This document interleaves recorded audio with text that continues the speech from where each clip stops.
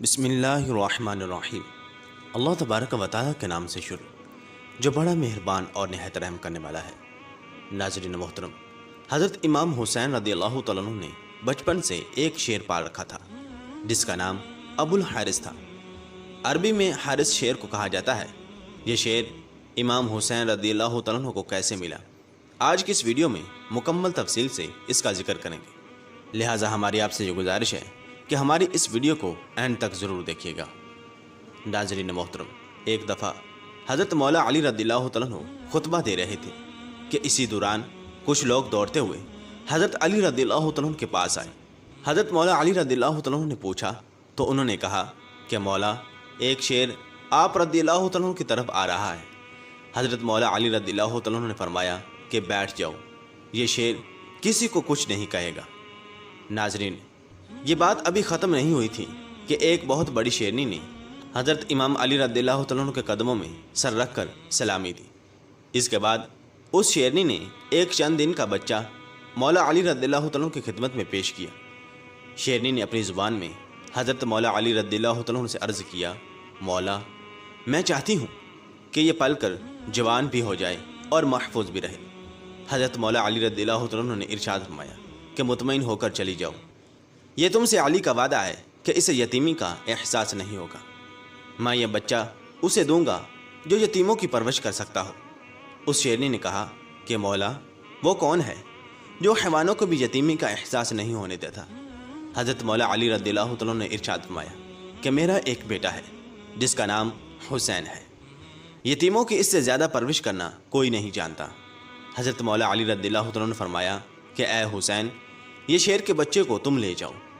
حضرت امام حسین رضی اللہ تعالیٰ عنہ نے اس چند دن کے بچے کو اٹھایا، اس کے سر پر شفقت سے ہاتھ پھیرا اور فرمایا کہ آج سے اس کا نام ابو الحارث ہے۔ پیارے دوستو، ابو الحارث کی بچپن سے ہی حضرت امام حسین رضی اللہ تعالیٰ عنہ کے ساتھ دوستی ہو گئی۔ وہ ہر جگہ حضرت امام حسین رضی اللہ تعالیٰ عنہ کے ساتھ رہتا تھا۔ اس شعر کو حضرت امام حسین رضی اللہ تعالیٰ عنہ سے انتہائی محبت اور عقیدت تھی۔ دوستو، جب یہ شعر بڑا ہو گیا تو کچھ لوگ حضرت مولا علی رضی اللہ تعالیٰ عنہ کے پاس آئے اور عرض کرنے لگے، یا مولا علی رضی اللہ تعالیٰ عنہ، اب یہ شعر بڑا ہو گیا ہے، ہمیں اس سے خوف آتا ہے کہ کہیں یہ ہمیں نقصان نہ پہنچا دے۔ چنانچہ حضرت علی رضی اللہ تعالیٰ عنہ گھر تشریف لائے اور حضرت امام حسین رضی اللہ تعالیٰ عنہ سے کہنے لگے، بیٹا، میں نہیں کہہ رہا، لیکن عرب کے لوگ کہہ رہے ہیں کہ ابو الحارث جوان ہو چکا ہے، اب اس سے ہمیں خطرہ ہے، بیٹا ابو الحارث کو آزاد کر دو۔ ناظرین محترم، یہ سننا تھا کہ حضرت امام حسین رضی اللہ تعالیٰ عنہ کی آنکھوں میں آنسو آ گئے۔ مولا علی رضی اللہ تعالیٰ عنہ کو دیکھ کر مسکرائے اور کہنے لگے، بابا جان، جیسے آپ کا حکم۔ لیکن اس کے ساتھ ہی حضرت امام حسین رضی اللہ تعالیٰ عنہ کے اتنے بڑے بڑے آنسو رخساروں پر آ گئے۔ حضرت امام حسین رضی اللہ تعالیٰ عنہ نے عرض کیا کہ بابا جان، آج کا دن نکالیں، کل ابو الحارث آپ کو نظر نہیں آئے گا۔ حضرت امام حسین رضی اللہ تعالیٰ عنہ نے فرمایا کہ بیٹا حسین، آج کے دن کیا کرو گے؟ تو حضرت امام حسین رضی اللہ تعالیٰ عنہ روئے اور عرض کرنے لگے، بابا جان، دیکھیں باہر شام ہو چکی ہے اور یہ وقت کسی کو گھر سے نکالنے کا نہیں۔ چنانچہ حضرت مولا علی رضی اللہ تعالیٰ عنہ نے حضرت امام حسین رضی اللہ تعالیٰ عنہ کو سینے سے لگایا۔ جب حضرت امام حسین رضی اللہ تعالیٰ عنہ تہجد کے وقت شیر کو خوراک دینے کے لیے گئے تو ابو الحارث نے کہا کہ مولا، آج اتنی جلدی کیوں؟ حضرت امام حسین رضی اللہ تعالیٰ عنہ نے ساری بات ابو الحارث کو بتائی۔ ابو الحارث نے کہا، ٹھیک ہے مولا، میں چاہتا ہوں، لیکن ایک شرط پر کہ ایک دفعہ ملاقات ضرور ہو۔ ناظرین، روایات کے اندر موجود ہے کہ حضرت امام حسین رضی اللہ تعالیٰ نے فرمایا کہ ایک تاریخ یاد رکھنا، 10 محرم الحرام 61 ہجری، میدان کربلا کے ٹیلے کے پاس سے تمہیں ایک آواز آئے گی، بس اس آواز پر چلے آنا، مجھ سے ملاقات ہو جائے گی۔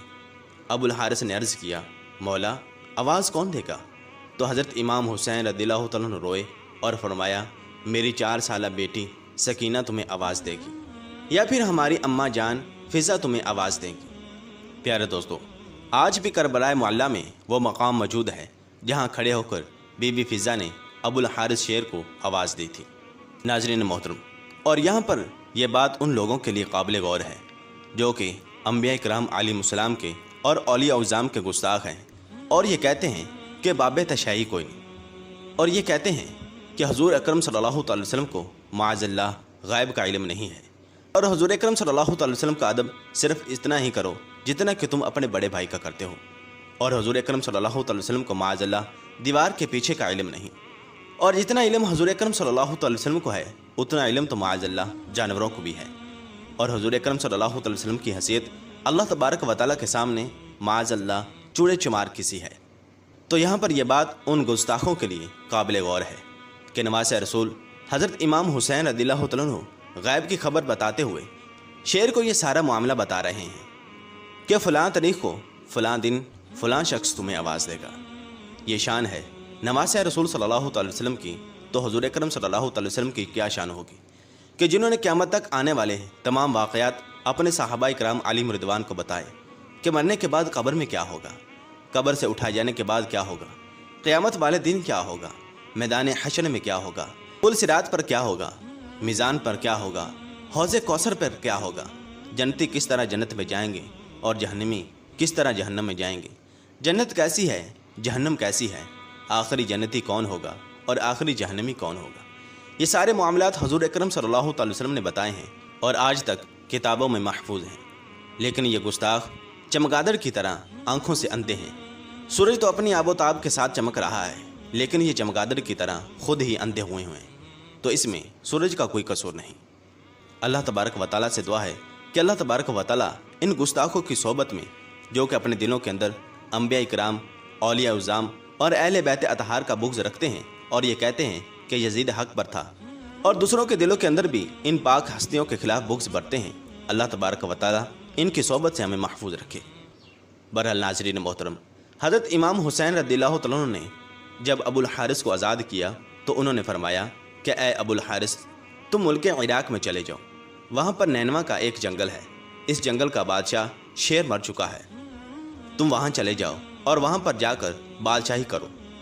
ناظرین، یوں امام حسین رضی اللہ عنہ کا حکم مان کر ابو الحارث مدینہ سے چلا گیا۔ ناظرین محترم، وہ عاشورہ کی شام تھی کہ جب حضرت امام حسین رضی اللہ عنہ شہید ہوئے، تو حضرت امام حسین رضی اللہ عنہ کی شہادت کے بعد عمر ابن سعد لعین کا حکم تھا کہ حضرت امام حسین رضی اللہ عنہ کی لاش مبارک پر گھوڑے دوڑا دیے جائیں اور لاش مبارک کو پمال کر دیا جائے۔ یہ آواز سن کر اہل حرم میں قیامت برپا ہو گئی۔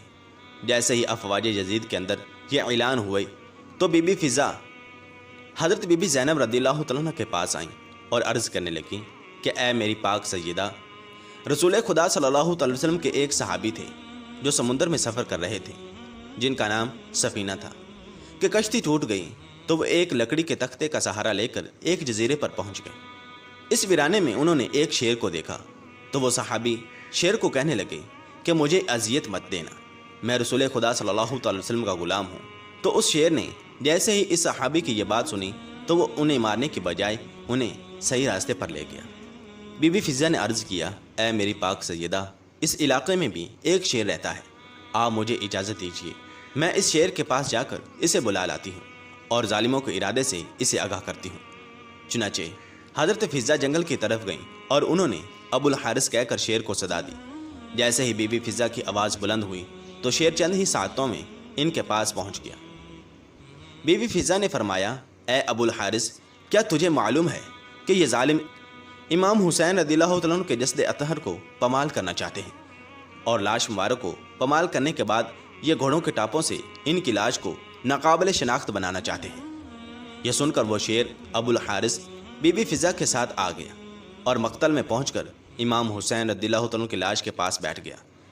ناظرین محترم، مقتل کی کتابوں میں موجود ہے کہ اس شیر ابو الحارث نے خون امام حسین رضی اللہ عنہ سے پیشانی رنگین کی اور روتا رہا۔ جب کوفی لوگ گھوڑوں پر سوار ہو کر امام حسین رضی اللہ عنہ کی لاش کو پمال کرنے آئے تو دیکھا کہ ایک شیر موجود ہے۔ گھوڑے وہاں نہ ٹھہر سکے اور بے قابو ہو کر بھاگ نکلے۔ سواروں نے بھی پلٹ کر نہ دیکھا۔ جب اس واقعے کی خبر عمر ابن سعد لعین کو ملی تو وہ کہنے لگا کہ اس کو کسی پر ظاہر نہ کرنا، یہ ایک فتنہ ہے، حالانکہ وہ بدبخت ملعون خود فتنہ تھا۔ ناظرین محترم، جناب فضا سلام اللہ علیہ نے شیر کے آنے کی خبر جناب زینب پاک رضی اللہ عنہ کو سنائی اور اس طرح لاش اطہر پامال ہونے سے محفوظ رہی۔ اور اس شیر نے حضرت امام حسین رضی اللہ عنہ کے ساتھ اپنی دوستی کا وعدہ نبھایا۔ اسی وجہ سے علامہ اقبال رحمۃ اللہ تعالی علیہ نے خوب ارشاد فرمایا تھا کہ کی محمد سے وفا تو نے تو ہم تیرے ہیں، یہ جہاں چیز ہے کیا سب لوح و قلم تیرے ہیں۔ اللہ تبارک و تعالیٰ سے دعا ہے کہ اللہ تبارک و تعالیٰ ہمیں اہل بیت اطہار، تمام انبیاء کرام علیہم السلام، اولیاء اعظام کی سچی اور پکی محبت عطا فرمائے، اور ان کے نقش قدم پر چلتے ہوئے اپنی زندگیاں سنوارنے کی توفیق عطا فرمائے، اور اللہ تبارک و تعالیٰ ہمیں دین اسلام کی خاطر ہر طرح کی قربانی دینے کی توفیق عطا فرمائے۔ آمین بجاہ نبی الامین صلی اللہ تعالی علیہ وسلم۔